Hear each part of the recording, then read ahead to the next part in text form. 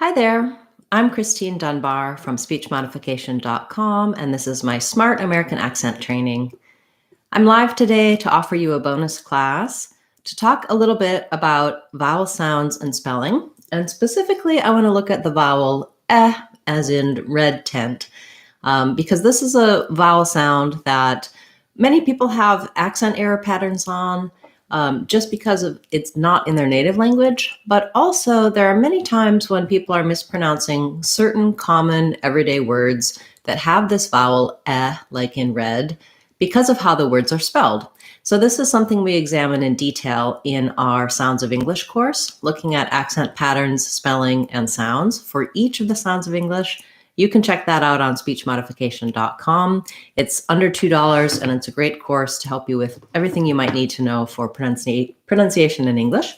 But specifically looking at the vowel eh, obviously we don't typically say vowel sounds by themselves like eh, so it's easier to have some kind of anchor point to know what vowel we're talking about.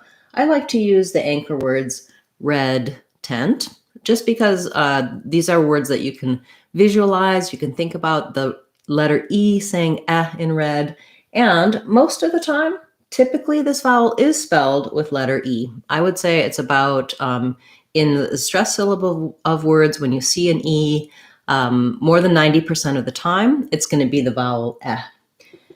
But what about the other times when we have vowel eh where it is not spelled with letter E?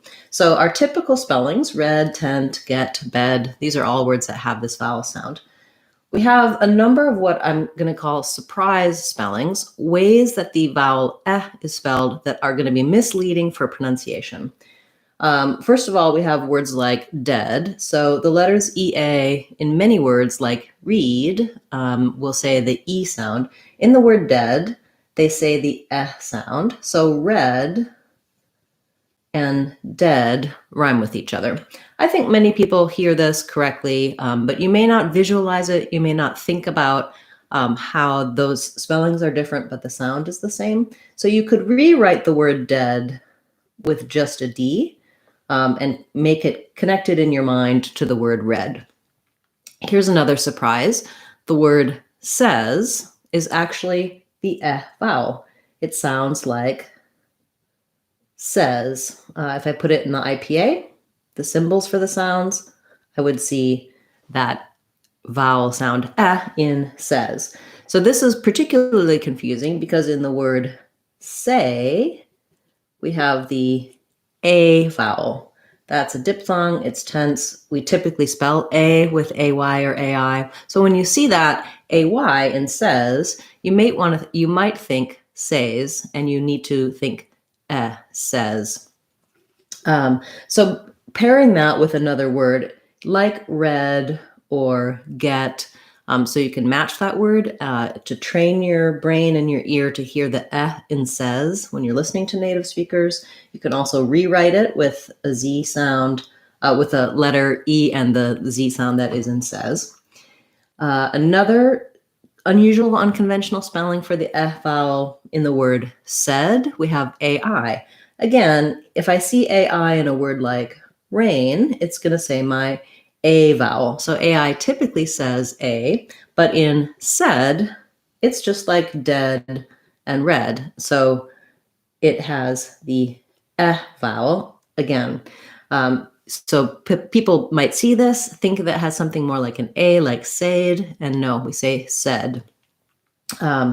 Similarly, the word again in American English, even though we have the word gain with the A vowel, in again, we have the F vowel here. So it sounds more like again.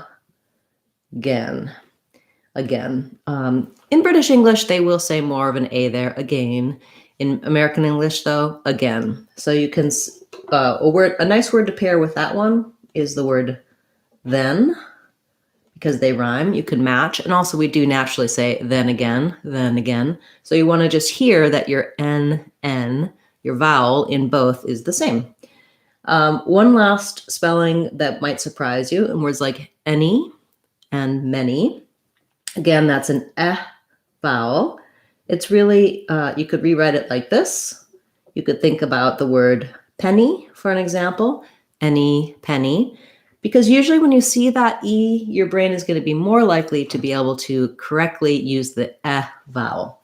Now, there are accent patterns on the vowel. Many people have challenges between and a. So the difference, for example, between men, which is our vowel we're talking about today, and man, which is the more open front vowel. I do have videos for the words men and man, and also several other videos to help you differentiate the and the a. When you look at the overall vowel sound system, all of the vowels of English, you can get placement cues and understand words, spelling, and sounds for these vowels. This is just one of the typical challenges for this vowel for non-native speakers. Another challenge, and probably the primary one that people have, is they have a tendency to do this a vowel, which is like our diphthong a, but in American English, our a is long. It glides between the a tense and the lax I sound, a. In other languages, letter E will often just say which is not the same as When I say it's tense and more forward. Is more lax and slightly further back, slightly more central. So again, getting help for that error pattern, that one comes from you having this sound in your language and not the sound that we have in English. Many native languages have the sound and they don't have this lax sound. You can get more help for that in my Sounds of English course that'll teach you all of the words, common and less common words that have the sound, how to pronounce it, which error pattern you're likely to have based on your native language, how to change and practice to be able to get this sound correct, and more than that, to help you overall with all of the vowels of English, common pairs like men and man, etc. So I recommend checking out that. We also have here on YouTube the American Sounds Challenge going on right now, where I'm covering all of the different sounds of English, and that's open for my channel members. So those of you who have joined the channel as members, we've been having weekly classes talking about different sounds, the error patterns you have, how to pronounce them, and that's an ongoing series that's going on for a few more months, and then we'll move on to a new series of videos that are just for our channel members. If you're not yet a channel member and you're interested in becoming one, you can click the join button and see that and other membership perks we have. We have a live class each week for members where they can ask their questions either live or anytime throughout the week, and I'll answer the questions for them. I also have daily word of the day classes where I've been taking your requests for words you'd like help to pronounce, and you can leave those comments on any video. I'll give you a reference to the video if I've already made one for your word, or I'll add your word to my list to cover in a future class. On Fridays, we have our live question and answer class where you can attend, ask your questions about pronunciation, words, sounds, anything to help you with your overall communication in American English. That's every Friday at 12 o'clock. So I hope to see you this Friday as well as future Fridays. If you stay tuned now for a few minutes, I'll take some live questions today. And then at 9 o'clock, we'll have our word of the day class today. We're talking about the word name, also names, named, and naming. So we're going to be talking about that A vowel that we were talking about here that's in say and day. And I'll give you some help for error patterns you might make on the words like name. Hi, nice to see those of you who are here live. If you're here live and you have a question, you can ask it now. Otherwise, we'll wrap up for this class for today, and you'll be directed to our Word of the Day video that starts in about 20 minutes.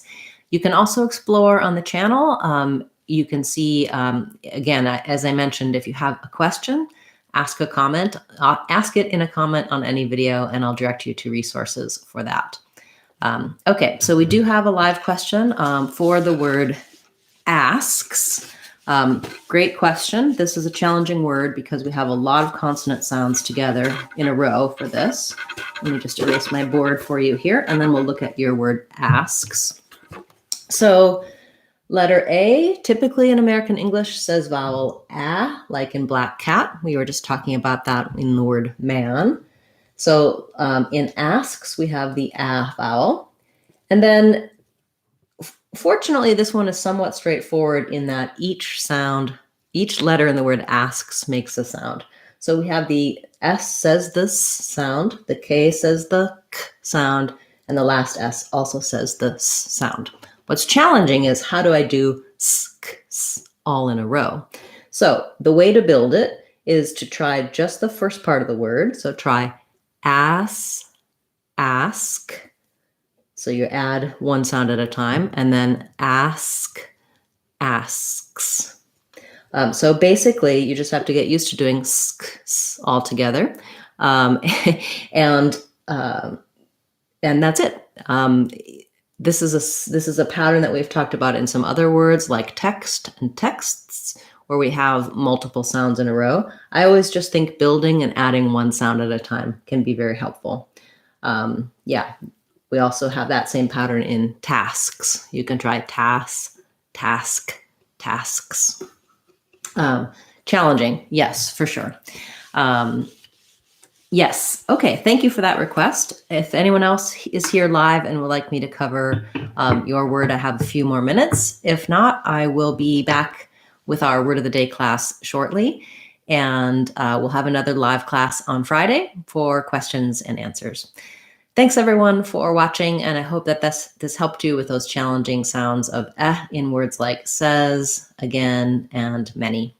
I'm Christine Dunbar from speechmodification.com. Remember, if you want to sound like a native speaker, you can do it.